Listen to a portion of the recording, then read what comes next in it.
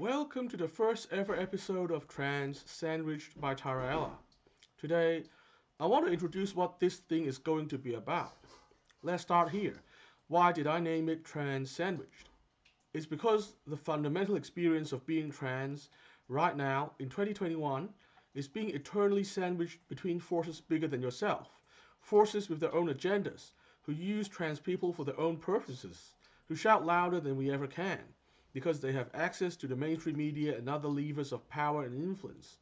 Their narratives drown out that of real trans people and their experiences struggling with gender dysphoria, and ultimately serve to confuse the conversation around trans issues among the general public.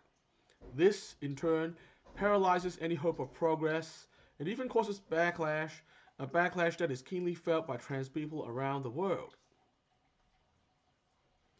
Let's not sugarcoat it. Being sandwiched like this is hard, sad, and frustrating. However, it has also given me some insight. This includes, most importantly, insight on why certain groups or political factions act the way they do, and what ultimately drives their agenda.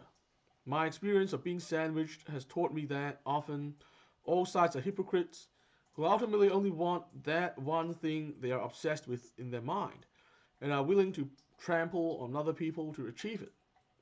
What Nietzsche called will to power is not only alive and well in the 21st century West, it is also very scary. Being trans in our current context has awakened me to the huge problem of agenda driven discourses and so called movements plaguing the world around us. My journey to understand the forces confusing the trans conversation led me to unexpected places. Revolutionaries who essentially want to do the equivalent of changing the color of the sky. Reactionaries who essentially want to go back not to the 1950s, but all the way back to before the Enlightenment happened. People who believe that free speech simply isn't important at all. Other people who claim to defend free speech, but only when it's speech they like. People who think that divisive identity politics would somehow lead to liberation for all. Other people who claim to oppose identity politics but are really practicing it in stealth.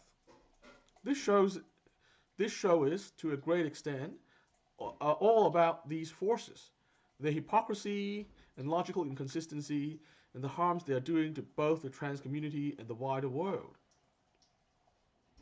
Indeed, my aim in starting this show was twofold. Firstly, I wanted to improve the quality of the trans discourse so that we get to better understanding, which is essential for progress on trans issues. I wanted to dispel the myths that are being injected into the conversation by people with their own agendas on all sides. I wanted to prevent as much as possible people on all sides from playing the trans people like a political football. I don't know if one small project started by one person can really do all this. But I decided that, failing this, there would still be another reason for this show. When life gives you lemons, you make lemonade.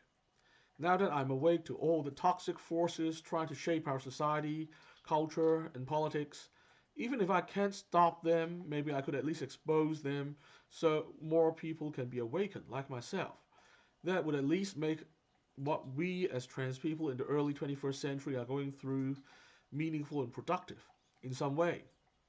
That's all for today. I'll be back next time to discuss another big idea. Until next time, remember to resist conformity and stay positive. Our future depends on it.